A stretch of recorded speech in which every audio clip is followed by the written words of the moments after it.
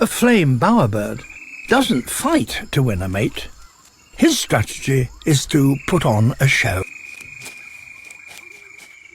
First, he builds a stage.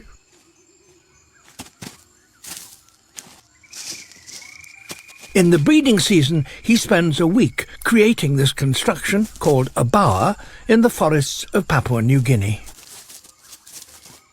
He's a stickler for detail.